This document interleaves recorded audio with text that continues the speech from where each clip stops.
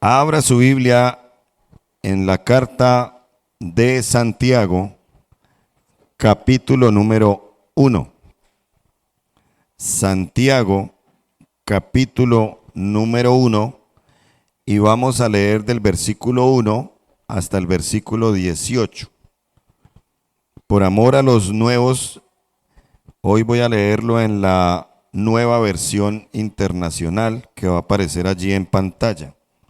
Santiago capítulo 1, versículo 1 hasta el 18. ¿Ustedes saben quién escribió esa carta? Nada más y nada menos que Santiago. Qué revelación, ¿cierto? Santiago. Pero escúchelo bien. El escritor de esta carta no era cualquier Santiago por ahí, como los Santiago que uno conoce. Este Santiago no era nada más y nada menos que un hermano en sangre de Jesús. Santiago, hermano de Jesús, guiado por el Espíritu de Dios, escribió esto. Santiago fue pastor en Jerusalén por muchos años.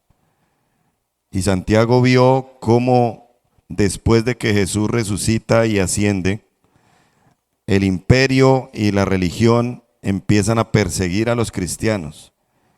Cuando Santiago escribe esta carta, muchos judíos cristianos estaban dispersos por muchas partes del imperio romano, lo que se le llamó la diáspora en ese tiempo. Entonces usted ya se puede imaginar la situación de cuando fue escrito este texto. Pero como la palabra de Dios trasciende culturas, tiempos y situaciones, esta carta es hoy para nosotros. Amén. Esta carta, guiada por el Espíritu de Dios, trae un mensaje para ti y para mí. Leamos entonces este texto. Dice así la palabra del Señor.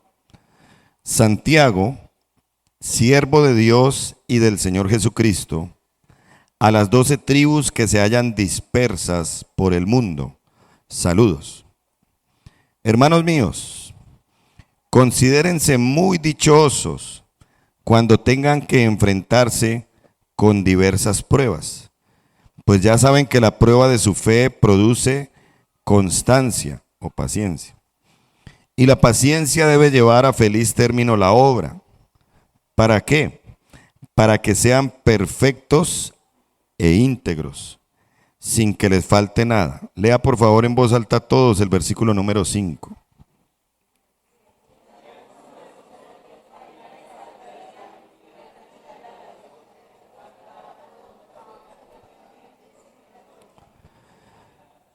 Pero que pida con fe, sin dudar, porque quien duda es como las olas del mar, agitadas y llevadas de un lado a otro por el viento. Quien es así, no piense que va a recibir cosa alguna del Señor. Es indeciso e inconstante en todo lo que hace. El hermano de condición humilde debe sentirse orgulloso de su alta dignidad y el rico de su humilde condición. El rico pasará como la flor del campo. El sol, cuando sale, seca la planta con su calor abrasador. A ésta se le cae la flor y pierde su belleza. Así se marchitará también el rico en todas sus empresas.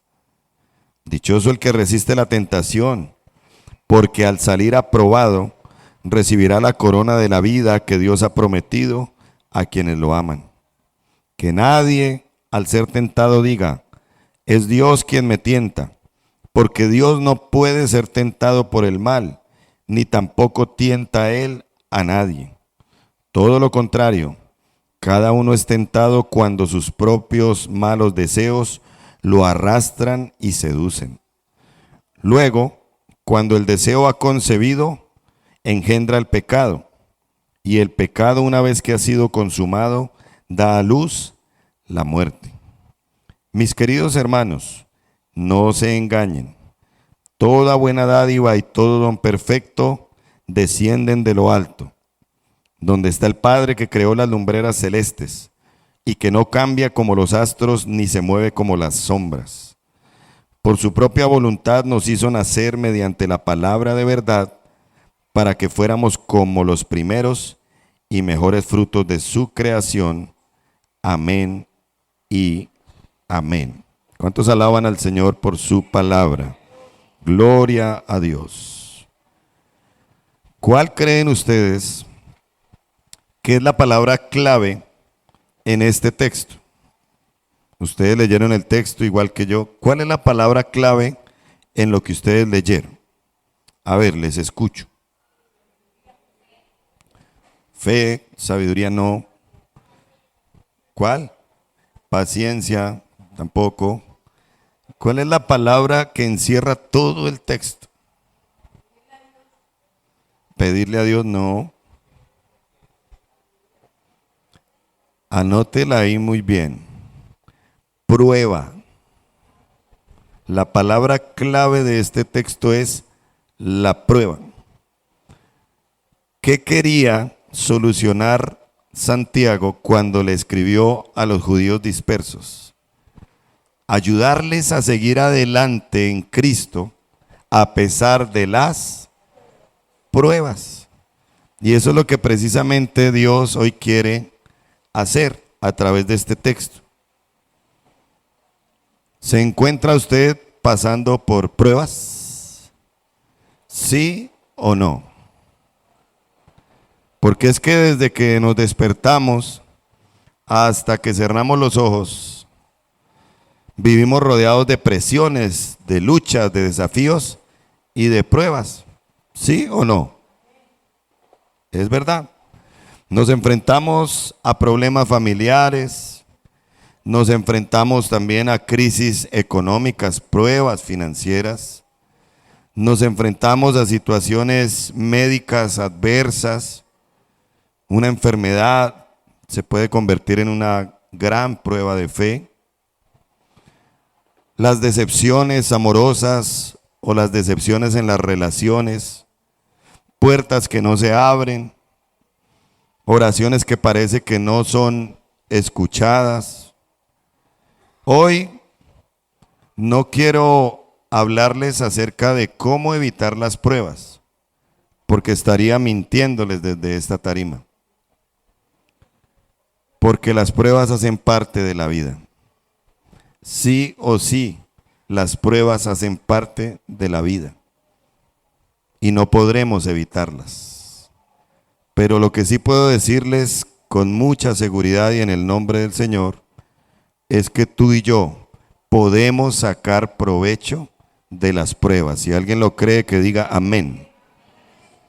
Podemos sacar provecho de las pruebas. Pero ¿cómo, pastor, si es que las pruebas no tienen nada de bueno? Vamos a ver a través de esta palabra cómo las pruebas, en lugar de ser para algunos una cárcel, se convierten en una escuela. Cómo las pruebas, en lugar de convertirse en algunos en una tumba, se convierten en los mejores maestros gracias a las pruebas.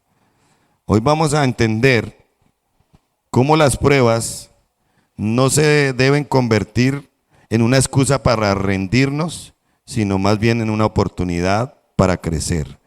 Que ojalá al final de este mensaje todos terminemos diciendo: benditas sean las pruebas, porque benditas son las cosas que vienen de Dios.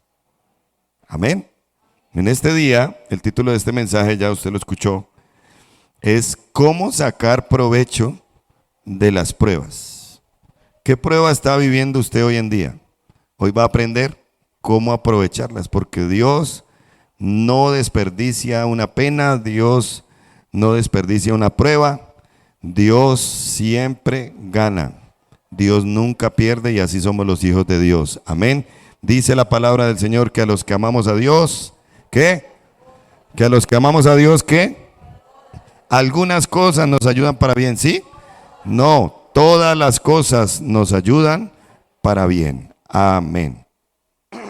Vamos entonces a entrar en materia. Podemos sacar provecho de las pruebas, querida iglesia, en primer lugar, rescatando lo positivo. ¿Rescatando qué? ¿Las pruebas tendrán algo bueno?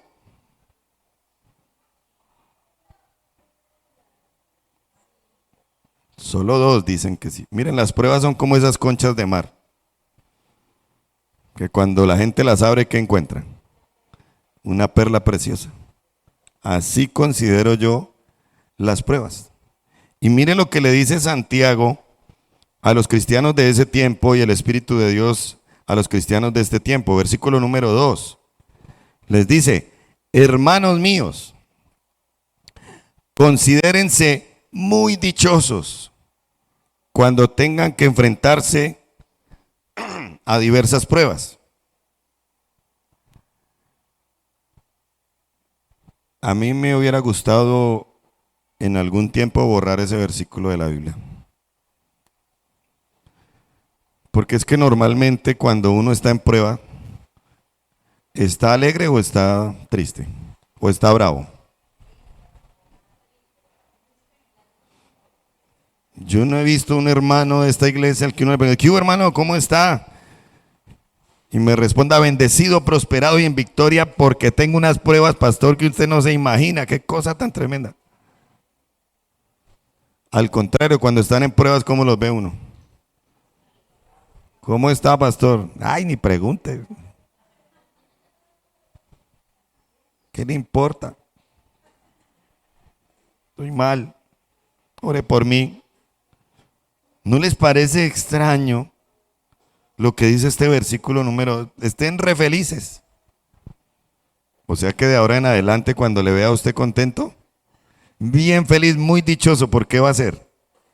¿Y cómo me va a responder? Uy, pastor, si viera, se imagina, estoy pasando por 5 pruebas, pero ¿qué pruebas? Estoy pero re feliz, dichoso, pruebas de dinero, pruebas con el corazón, pruebas espirituales, el diablo no me deja suelto, me está persiguiendo mi jefe, me están persiguiendo los de la moto, pero estoy re dichoso.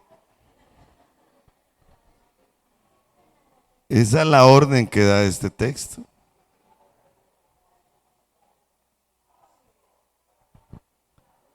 Porque es una manera de sacarle provecho a las pruebas.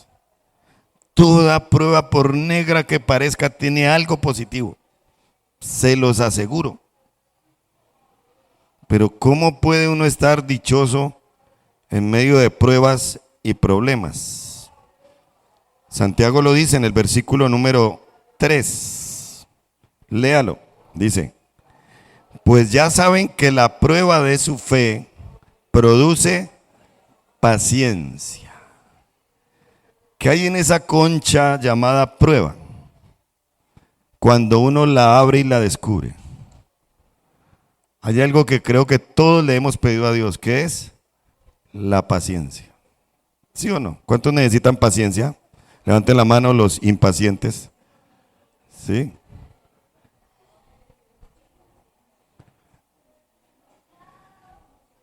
Entonces prepárese, porque la mejor forma de conseguir paciencia es a través de las pruebas. Ya sé que de aquí en adelante ninguno va a pedir paciencia. ¿Sí o no? Uy, no, yo no pido paciencia porque me vienen pruebas. Pero es la mejor forma. Y si usted después de una prueba, llámese como se llame, nota que es una persona más paciente, ¿qué va a decir al final? Pues gloria a Dios, porque si no hubiera sido por esta prueba, no hubiera aprendido a hacer más. El sistema de salud hoy en día sí que sirve para eso. ¿Sí o no? Por eso a uno cuando va al hospital, ¿cómo le llaman? A mí no me dicen pastor, ni a usted, doctor, ingeniero, jefe. ¿Qué le dicen? Paciente. ¿Por qué es? Porque esa es una prueba de salud, pero también es una prueba de paciencia. ¿Sí? Toda prueba producirá paciencia. Y dice ahí el versículo 14, Y la paciencia debe llevar a feliz término la obra para que sean perfectos e íntegros sin que les falte nada. Entonces, la prueba produce paciencia, que en otras palabras es resistencia, es aguante, es constancia, es perseverancia. Y esa paciencia nos lleva a la obra completa. ¿Cuál es la obra completa? Alcanzar la madurez espiritual. ¿Y qué es madurez espiritual? Ser como Cristo. ¿Cristo fue paciente? ¿Sí o no? ¿Es paciente? Y harto con usted y conmigo, ¿sí o no? ¿Por qué no ha venido por segunda vez aunque le decimos que Él viene otra vez?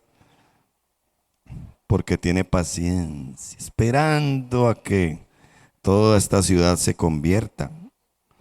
Y entonces seremos perfectos, dice la Biblia.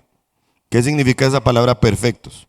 Completos, íntegros, fuertes y cabales. A eso Dios quiere llevarnos. Conclusión. ¿Qué es lo positivo de las pruebas? Que desarrollan en nosotros ¿qué? La paciencia. Desarrollan en nosotros la paciencia y nos ayudan a ser más maduros espiritualmente. Escúcheme bien esto, las grandes victorias surgen de grandes pruebas. ¿Está de acuerdo? Si está de acuerdo, diga amén. Las grandes victorias surgen de grandes pruebas y cada prueba contribuye a nuestra formación como hijos de Dios. O sea, de ahora en adelante, por favor, deje de estarle viendo solo lo malo a las pruebas. Deje de estar maldiciendo las pruebas. Es que yo que a quién maté, yo que hice, mire, ¿qué estaré pagando para esto? No, entienda que hay una bendición escondida ahí. Si usted pasa la prueba, porque si usted no hace sino verle a las pruebas solo lo malo, usted está diciendo entonces que Dios es malo, porque escúcheme bien esto, las pruebas vienen de Dios. ¿Quién es el que prueba? Pero en cambio las tentaciones vienen es del diablo. ¿Quién es el tentador según la Biblia? El diablo, él es el tentador por excelencia. Pero ¿quién es el que nos prueba para ver si aprobamos y seguimos adelante? Dios. Dios. Cada vez que usted maldice la prueba, está diciéndole algo feo a Dios. ¿Cuál es la prueba que estás enfrentando hoy? O como algunos considerados los Rambo espirituales, porque Dios les pone una cantidad de guerras y batallas, la cosa más impresionante. ¿Qué tipo de prueba estás enfrentando hoy, viviendo hoy? ¿Será alguna cuestión financiera? ¿Usted sabía que las crisis financieras tienen sus enseñanzas magistrales? Y estamos en febrero, tiempo de peladez, ¿cierto? Pasó diciembre con su alegría, enero con sus vacaciones y llegó febrero con la temporada escolar, donde un borrador para uno es carísimo. Pero ¿qué nos enseña la escasez? A que no seamos tontos de despilfarrar el dinero en diciembre, a comprar en diciembre y pagar en febrero, y más bien pensar en comprar por ahí en octubre o en febrero, marzo, más barato y en efectivo. Dígame si ahí no hay una enseñanza. Si usted ahorita está pasando una prueba económica es para que aprenda a no ser derrochador, a no tener un presupuesto, y por eso está viviendo lo que está viviendo. Bendita sea la prueba que nos ayuda a ser buenos administradores. ¿Sí, amén? Y si usted está pasando situación económica, aprenda que hay que darle a Dios lo que es de Dios. Aprenda a diezmar, a poner a Dios en primer lugar. Aprenda en esta escasez y verá cómo Dios abre las ventanas de los cielos y derrama bendición sobre usted hasta que sobre y abunde. ¿Es así o no es así? El que lo crea, diga amén. ¿Está pasando pruebas de salud? ¿Qué será lo positivo de tu enfermedad? esta prueba. Ese colesterol alto, ¿qué será lo positivo? Pues que debe dejar de comer como marrano. Deje de tragar como marrana, hermana. Que le sube ese colesterol y se enferma. ¿Sí ve que es lo positivo? Porque son indicadores. ¿Sí o no? ¿Qué es lo positivo de esa obesidad? ¿Qué es lo positivo de esa gripa, de esa gripe? ¿Será que tiene algo positivo, un problema de salud? Yo sí creo. Hay cosas que no aprendemos cuando estamos sanos y tenemos que pasar por enfermedad para entenderlas. ¿Será una cuestión en la familia? ¿Será una prueba como familia? ¿Qué de bueno habrá en eso? Aprender a respetarse, aprender a apoyarse, entender que familia es familia, sean como sean y debemos mantener unidos.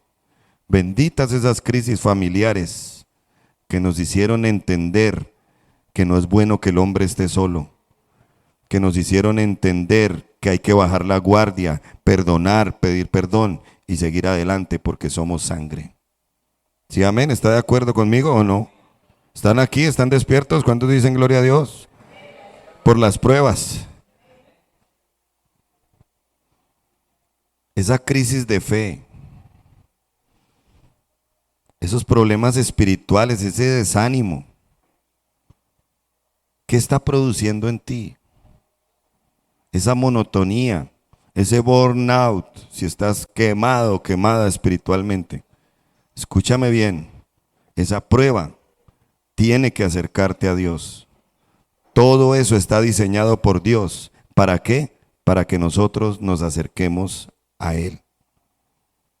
Si tú rescatas lo positivo de la prueba, tu victoria no solo será salir de la prueba, sino que tendrás grandes enseñanzas que nunca habrías aprendido cuando todo va bien. Y es más, podrás compartirlas con otros para que no les pase lo mismo. Rescata siempre lo positivo, así estés mal, y saldrás de cada prueba con más fuerza, porque en Cristo somos más que vencedores. Dice la Biblia en Jeremías capítulo 15, versículo 19. Si te convirtieres, yo te restauraré, dice el Señor, y delante de mí estarás. Y si entresacares lo precioso de lo vil, serás como mi boca. Conviértanse ellos a ti y tú no te conviertas a ellos. Me encanta esa parte donde dice, si entresacares lo precioso de lo vil, serás como mi boca. O sea, si sacas lo bueno de todo lo malo que vives, serás alguien que hable como Dios habla. La queja es el lenguaje del infierno. La alabanza es el lenguaje del cielo y nosotros somos gente del cielo. Somos gente de Dios. Amén. Saca lo bueno de lo malo y serás una persona llena de Dios. ¿Acaso eso no es lo que queremos? Estar llenos de Dios. Dígale a su hermano que está ahí, rescate lo positivo siempre. Rescate lo positivo siempre. Vamos con un segundo consejo.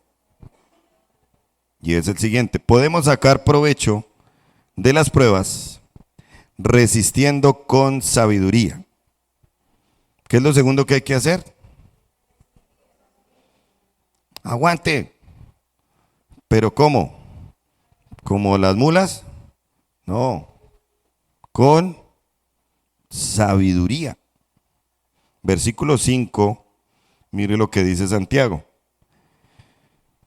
Él ya habló de las pruebas, él ya habló de que hay que sacarle lo bueno a las pruebas, pero luego dice, si a alguno de ustedes le falta sabiduría, pídasela a Dios y Él se la dará, pues Dios da a todos generosamente, sin menospreciar a nadie. La Reina Valera que dice, en abundancia y sin reproche. Mm, a ver, yo pregunto, ¿cómo es que has capoteado las últimas pruebas que has tenido? ¿A lo necio o a lo sabio? ¿Y cómo te ha ido? Piénsalo, porque es que las pruebas a veces nos ponen en unas situaciones que no sabemos cómo manejar. Padres y madres que están aquí, ¿cierto que uno a veces no sabe qué hacer con esos chinos? ¿Sí o no? Levante la mano que dice, uy, sí, sí, señor. Sí, uno, pero malos y sí, malos y no, ¿qué hago, qué no hago? ¿Cierto? Miren, le tengo el remedio. ¿Qué se necesita en esas situaciones que no sabemos manejar? Dígame usted, ¿usted sabe qué es? Una palabra, ¿cuál es? Sabiduría. Sabiduría. Porque si el Señor nos da fuerza, los acabamos. ¿Cierto? Esas situaciones en el hogar, con la pareja, donde malos y sí, malos y no. Si hago bien, si no hago tan bien, si digo bien, si no tan bien. Y se le cae el pelo a uno pensando qué es lo que uno debe hacer. ¿Qué se necesita entonces? Dígalo, por favor. Necesitamos sabiduría. ¿Qué es la sabiduría? Es saber usar debidamente las experiencias de la vida. Eso es sabiduría. Saber usar debidamente las experiencias de la vida. Mire lo que dice el texto. Si alguno está falto de sabiduría, ¿cuántos están en ese equipo conmigo también? Que nos falta sabiduría. Uy, sí. Ah, pero poquitos. Ah, los demás pueden irse. Uy, no. De verdad que sí. Miren, este texto no dice que le pidamos a Dios explicaciones, sino que le pidamos sabiduría. Pero nos la pasamos diciendo, pero Señor, ¿por qué esto a mí? ¿Pero por qué nací feo? ¿Pero por qué soy flaco? ¿Pero por qué me pasa? ¿Por qué nací pobre? ¿Por qué nací en esta ciudad? ¿Por qué no nací en esta otra familia? ¿Por qué? Y explícame por qué. ¿Y por qué me murió mi familiar? ¿Por qué murió el perro si solo tenía 3 años? ¿Por qué el gato hizo esto? ¿Por qué? ¿Y por qué? ¿Y por qué? ¿Y por qué? Escúchame bien, Dios no está obligado a darte explicaciones, pero sí, según este versículo, está obligado a que si le pides sabiduría, Él te dará toda la que necesites y sin reproche. Yo le llamo a esto la oración irresistible. Es la oración que Dios siempre va a responder. ¿Cuál es? Señor, dame sabiduría. Esa es la oración irresistible. Deja de andar pidiendo explicaciones, más bien pida sabiduría, que es mucho mejor, le va a servir para lo que viene en su vida. ¿Está de acuerdo? Si está de acuerdo, diga amén. Si no está de acuerdo, entonces no diga nada. La falta de sabiduría hace que las pruebas se reprueben y se repitan. ¿Te ha tocado repetir pruebas? Hay estudiantes que el año pasado les fue re mal en las pruebas del ICFES. Da pena que digan cuánto sacaron. ¿Qué es lo mejor que deberían hacer? Volver a repetirla, a ver si de pronto, pidiéndole sabiduría a Dios, sacan un mejor puntaje. ¿Ven? Dios quiere que cada prueba sea aprobada. Un hombre llamado Salomón, ¿lo recuerdan? Él está en la Biblia. Recibe a un pueblo. Su padre David ya se iba a morir. Le dijo, mi hijo, ahí está. Millones de personas, guerreros, ejércitos. La fama de un ejército poderoso. ¿Y qué hace Salomón? Va a Dios y le dice, Señor, no te pido fuerza, ni riqueza, ni poder. Dame sabiduría. Y Salomón es conocido como el hombre en su tiempo más sabio sobre la tierra. ¿Por qué no dejas de pedirle tantas cosas materiales a Dios y más bien le pides sabiduría? Porque la Biblia dice que la sabiduría es más preciosa que las piedras preciosas. Porque es que yo conozco gente con muchas cosas materiales, pero rebrutos. No saben administrarlas. Cuando se mueren no saben ni a quién les quedaron. Las cosas materiales se les convierten en problemas. En cambio, una persona sabia sabe cómo administrar lo poco o mucho que Dios le da. ¿Está entendiendo? En medio de las pruebas, lo mejor que podemos hacer es resistir, pero con sabiduría. ¿Cuál es tu actitud ante las pruebas? Los necios se resienten. Ay, estoy bravo con Dios. Los necios no oran. Ay, yo que voy a hablar con Dios. Mira, prueba a mí lo que me mandó. ¿Qué estaré pagando? Se ponen bravos con Dios. Ay, ni me hable de Dios. Mire, ¿sabe qué le regalo esa Biblia? ¿No? Yo no saber, ay, esa iglesia, bloqueo esos grupos. Nada de eso. ¿Eso es sabio frente a las pruebas? Necio. El Señor dice en su palabra, no seas como el caballo o el mulo, sin entendimiento, que han de ser sujetados con cabestro y con freno, porque si no, no se acercan a ti. Dígale ahí al que está a su lado, más sabios, ¿no? Más sabios, menos necios. Ante la prueba, el necio le echa la culpa a Dios y a los demás. Ah, es que ese Dios, es que ese líder, esa iglesia, ese pastor, todos le echan la culpa. Ojo, porque muchos ante la prueba matrimonial lo primero que hacen es separarse. Eso es necio. Otros está demostrado en la realidad del mundo que ante las pruebas huyen del país, buscando sueños americanos, canadienses, europeos, y a veces sale peor el remedio que la enfermedad. ¿Todo por qué? Por falta de sabiduría. Pero cuando tú tienes sabiduría, puedes entender que todas las pruebas son temporales, que nada es para siempre, solo el Señor.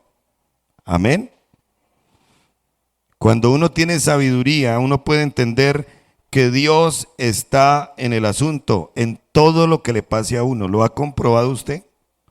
Yo tengo 2 episodios así recientes. Hace 2 años una camioneta me cogió el carrito por detrás y le arrugó toda la cola. Y yo, ay Señor, ¿y ahora? Ahora para arreglar este carro. Yo no sé, la gracia de Dios. ¿O qué? El tipo me pagó lo del arreglo del carro y me sobró plata para comprar para la cuota inicial de un lote. Porque Dios está en control. Amén. Porque sé entender que Dios está aún en los tiempos malos conmigo. El año pasado se libraron de mí como 15 días también por el problema de la cirugía. Y con este sistema médico tan sabroso, ¿quién quiere ir al hospital? ¿Quién quiere enfermarse? Nadie. Pero yo vi la mano de Dios. El médico que me operó, urólogo cristiano, aquí estuvo hace 15 días visitándonos, el doctor Diego. ¿Acaso eso no es saber que Dios está conmigo? La enfermera, cristiana. Compañero de cuarto, cristiano descarriado, pero ahí lo encarrilamos un poquito. Me mandaron plata para unas pijamas todas chéveres. No tenía. Gloria a Dios. Porque el sabio entiende que por mal que le vaya, le va bien porque Dios está con nosotros. Y si Dios es con nosotros, ¿quién contra nosotros? Aleluya. Sé sabio, no necio. Cuando tienes sabiduría entiendes que todo va a estar bien, que son procesos, que hay que orar más y más, que hay que estar más cerca de Dios, porque hay un premio, siempre hay un premio después de la prueba.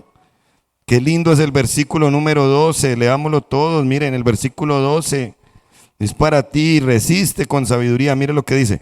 Bienaventurado el varón y la mujer también. No crean que no, hermanas. Que soporta la tentación.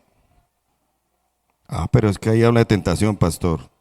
No, siga leyendo porque dice, porque cuando haya resistido la prueba, recibirá la corona de vida que Dios ha prometido a los que le aman. Escúcheme bien esto, despiértese y escuche. Esta vida es una prueba, toda es una prueba. ¿Para qué? Para probar Dios que usted es apto para vivir en el cielo, con Él eternamente. ¿Ok? Se lo repito. Ay, yo pensé que esta vida era para gozarla y vivirla y parrandear y... Pues si usted quiere hacerlo, hágalo. Pero de pronto pierde la prueba. Porque esta vida es la prueba de Dios para Él comprobar si somos aptos para vivir eternamente con Él. ¿Cómo vas con esa prueba? ¿Bien, regular o mal? Cuando yo terminé el bachillerato a los 14 y medio, 15, tocó ir al distrito militar número 3 en Bogotá, porque eso era de una para el ejército, la policía. Y llego yo y me dijeron, todos levanten sus manos. Yo levanto mi mano y me dijeron, no. Usted no es apto para ser un soldado de nuestro ejército glorioso de Colombia. Váyase para la casa y pague su libreta y hasta luego. Si te he visto por aquí, no me acuerdo. Resulté no apto. Y yo me puse feliz porque yo no quería ir por allá. Pero resulta que yo sí quiero ir al cielo y usted también, ¿cierto? Y lo peor que nos podría pasar es que nos dijeran, no te conozco, apártate de mí, hacedor de maldad. Ojo, porque esta vida es la prueba. Y Santiago 1:12 dice que alguien que haya resistido la prueba recibirá la corona de vida. ¿Cuál vida? La vida eterna que Dios ha prometido a los que le aman. ¿Cuántos van para el cielo? ¿Cuántos van para el cielo? Bueno, que usted en la prueba sea hallado apto. Anote esta frasecita que me gustó. El que resiste con sabiduría terminará la prueba con una corona y no con una herida. El que resiste con sabiduría terminará la prueba con una corona y no con una herida. Amén, amén. Bueno, llevamos 2 pasos. ¿Cuál era el primero que me olvidó? ¿Cuál era? Muy bien. Hay que rescatar lo positivo. ¿El segundo cuál es? Resistir con sabiduría. Y vámonos hacia el final con un tercero. Podemos sacar provecho de las pruebas reconociendo la bondad de Dios. Si tú no reconoces que Dios es bueno todo el tiempo, a repetir la prueba, papito. A repetir la prueba. ¿Pero qué le voy a ver de bueno? ¿Cuál bondad de Dios? Es que usted no sabe lo que estoy viviendo, lo que me ha pasado, lo que me pasó. Mire lo que dice el versículo 13.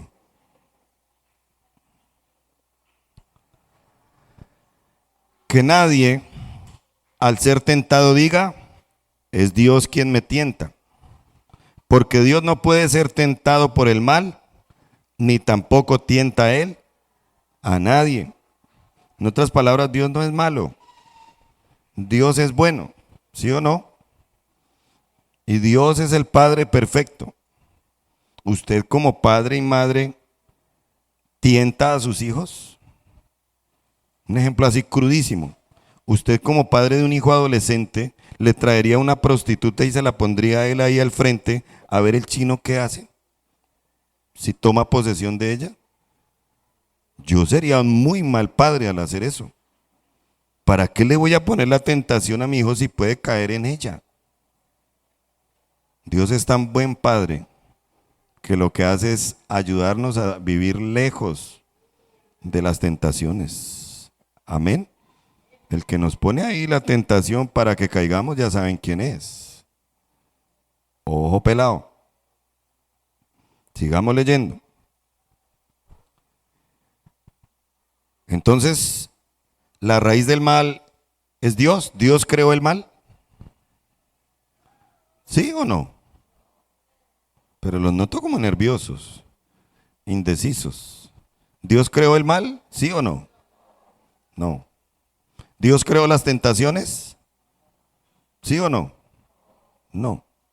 Y entonces, ¿de dónde viene todo lo malo que hacemos? Siga leyendo. Versículo 14 dice, todo lo contrario. Cada uno es tentado, cada uno, cuando sus propios malos deseos lo arrastran. ¿Sus qué? Sus propios malos deseos. Y todos aquí tenemos malos deseos, hasta los que están durmiendo.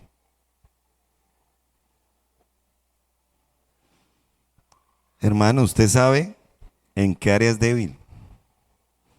Hermana, ¿usted sabe cuál es su pecado con el que no ha podido? El que practica y practica y practica y renuncia y reprende, pero nada que puede.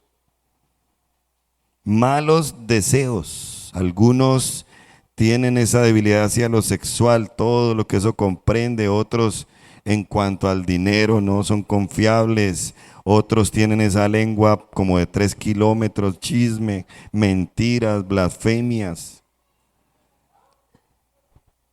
Algunos tienen otro tipo de tendencias mucho más graves. ¿Y eso de dónde surge?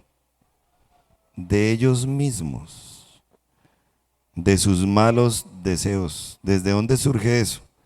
Desde el pecado original, por allá en los tiempos de Adán y de Eva. Tú sabes cuál es tu debilidad. Y entonces, el diablito sabe, el tentador sabe. ¿Y qué hace? Pues nos pone una tentación que sea agradable. Y por eso dice bien la Biblia acá, sus propios malos deseos lo arrastran y lo seducen. A diario está esa tentación ahí. Hágale, échele mano, no pasa nada. Hágalo y después le pide perdón a Dios, Dios perdona todo. Es tal el descaro como el que escuché de una parejita de novios que ya no se aguantaban la calentura, pero ellos eran cristianos, entonces se arrodillaron y dijeron, Señor, perdónanos por lo que vamos a hacer. Y tuvieron sexo. ¿Mm? Qué descaro. Luego, versículo 15, cuando el deseo ha concebido figura de una mujer embarazada, ya no era solo el mal deseo, sino que ya existe la voluntad de hacerlo. O sea, lo voy a hacer, pase lo que pase, piensen lo que piensen, venga lo que venga, lo voy a hacer. El deseo ya concibió en el corazón de esa persona. ¿Qué pasa? Se engendra el pecado. Y el pecado, una vez que ha sido consumado, da a luz. O sea, ¿nació qué? Muerte. Llámese muerte física en algunos, muerte espiritual, muerte financiera, muerte matrimonial. Bueno, la más dura es la muerte segunda, la muerte eterna. Esa sí es de miedo. Y dice el versículo 16, mis queridos hermanos, no se engañen. Lea por favor el versículo 16, todos bien fuerte.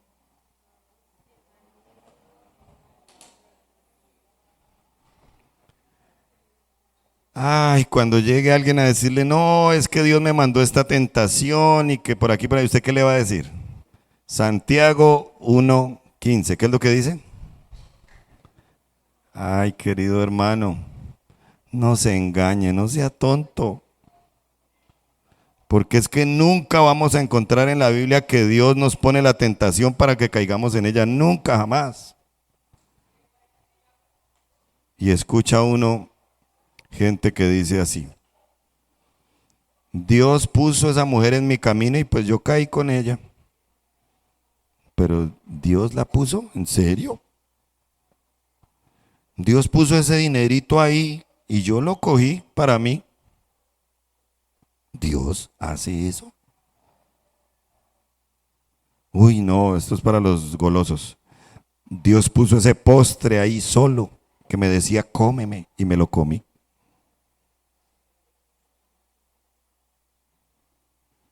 Miren cómo es de decadente el proceso. Y lo más triste es echarle la culpa a Dios. Pero ¿qué es lo que dice el tercer punto? Que en lugar de echarle la culpa a Dios, si usted quiere sacar provecho de esa prueba que está viviendo, más bien alabe y exalte a Dios por su bondad, porque Dios es bueno todo el tiempo. Amén, amén. Escúchame esto, en medio de la prueba que estés pasando, tú cuentas con la bondad de Dios y la mano de Dios está para ayudarte a salir en victoria. ¿Lo crees? Porque no hay nada de Dios, nada que venga de Dios que no sea bueno. Todo desde la creación. Siempre la Biblia decía, y vio Dios que era bueno. Y vio Dios que era bueno. Creó al hombre, vio Dios que era bueno. Creó a la mujer, Dios. Todo es bueno. Porque Dios no cambia y su bondad es la misma. En las pruebas, mira la bondad de Dios. Nunca pienses que Dios te abandona en las pruebas. Más bien recuerda lo que dice su palabra. Aunque ande en valle de sombra de muerte, no temeré mal alguno. ¿Por qué? Porque tú estarás conmigo. Uno en las pruebas y uno que parece que Dios no estuviera ahí. ¿Sí le ha pasado? Y hasta uno dice, pero ¿dónde está Dios? Uno siente más la presencia del diablo que la presencia de Dios. Pero el hecho de que las nubes estén tapando el sol y el día no esté tan claro, no significa que el sol no esté ahí. Amén. El hecho de que las pruebas estén tapándote de ver la gloria de Dios no significa que Dios no esté ahí. Él está ahí y Él estará siempre para ti, porque Dios te ama, porque Dios te quiere bien, porque Dios quiere que aún disfrutes y saques provecho de las pruebas que están pasando. ¿Alguien puede darle gracias a Dios por eso? No culpes a Dios por cosas que Él no produce, por las tentaciones. No juzgues a Dios por tus circunstancias. Reconoce que Dios en los días difíciles te dará fuerzas para seguir, te dará una salida, abrirá fuentes, pondrá manos extendidas hacia ti y ahí podrás comprobar que Dios es bueno todo el tiempo. Porque si Dios fue bueno para perdonarte y siempre está para perdonar tus pecados, porque si Dios fue bueno para salvarte y escribir con su sangre hace 2000 años el acta de tu salvación, de la salvación de todo aquel que cree, también será bueno para sostenerte en medio de la prueba que estés pasando o las diversas pruebas que estés viviendo. Alguien que alabe al Señor y le dé gracias por su bondad. Dios es bueno todo el tiempo. Si estás pasando por una prueba bien grande que tú dices, ay pastor, si supiera, quiero decirte que entre más grande la prueba, más grande será la bendición.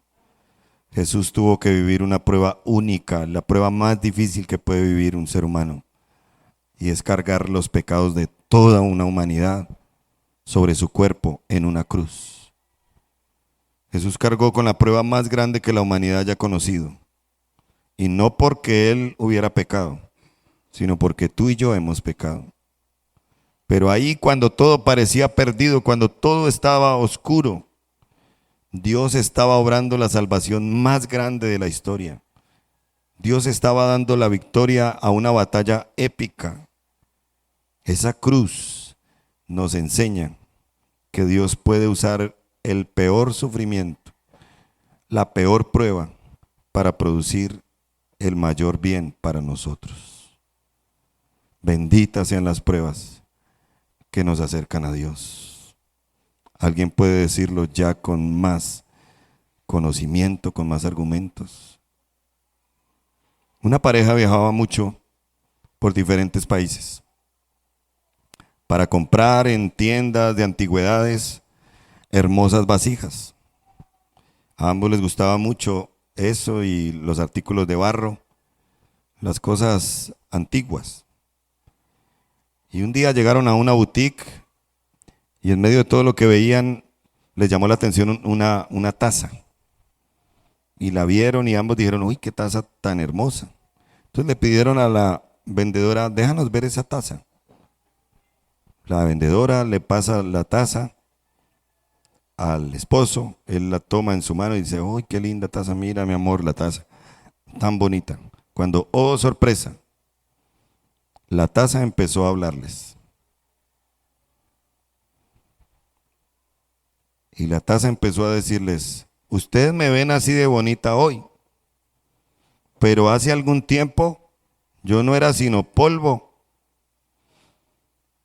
Hace algún tiempo yo no era sino barro. Y llegó un día mi maestro y me cogió siendo barro y me agarró a golpes para aplanarme.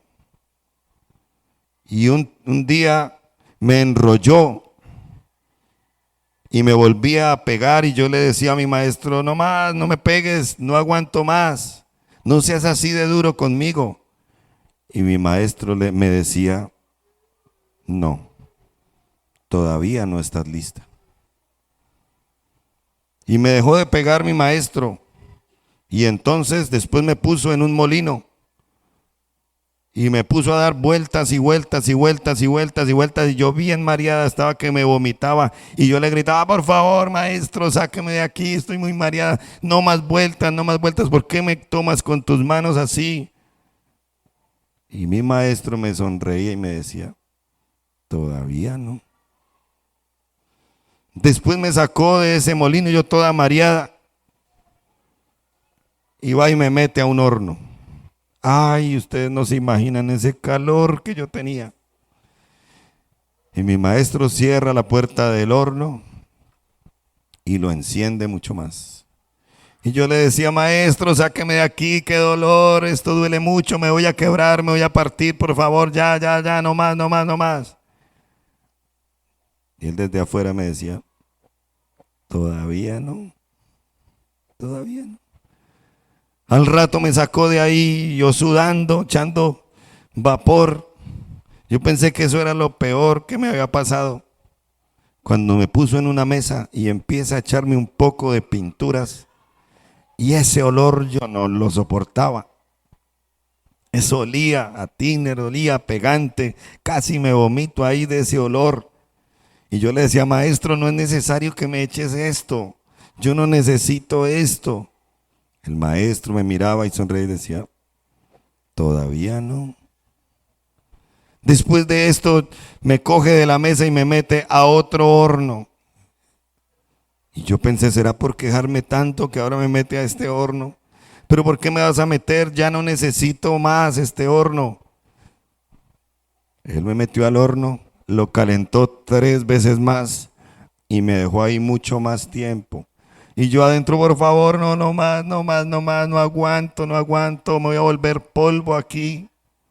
El maestro sonreía y decía, todavía no, todavía no. Y entonces, finalmente, me saca y me pone en una mesa. Y me pasa un espejo y me dijo, mírate. Cuando yo me miré, yo me asusté.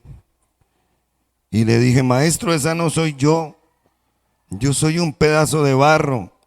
Y él dijo, no, esa eres tú. Ahora eres una vasija hermosa. El maestro me dijo, yo sé que te dolió ser enrollada y ser golpeada, pero si te hubiera dejado así, solo te hubieras secado.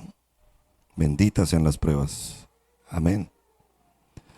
Yo sé que te mareaste cuando diste vueltas y vueltas en esa rueda, pero si no lo hubiera hecho así, no tendrías ninguna forma. Benditas sean las pruebas. Amén, hermanos. Yo sé que te dolió y que estaba caliente y desagradable el horno, pero si no te hubiera puesto allí, te hubieras quebrado en pedazos. Benditas sean las pruebas, benditos sean los hornos. Yo sé que los olores eran fuertes cuando te llené de pintura por todos los lados, pero si no hubiera hecho esto, no tendrías color en tu vida. Benditas sean las pruebas, porque nos han dado color y propósito en la vida. Y si no te hubiera puesto en ese segundo horno, no hubieras sobrevivido, porque no tendrías la firmeza para aguantar. Ahora, le dijo el maestro, eres un producto terminado. Y la taza dijo, y yo le dije a mi maestro, gracias. Que al final de esa prueba que estás pasando, puedas decirle al Señor, gracias, porque eres bueno todo el tiempo, porque estás conmigo y me estás dando forma hasta que sea una vasija hermosa para ti. Amén, amén. Te dejo esta frase por si te sirve.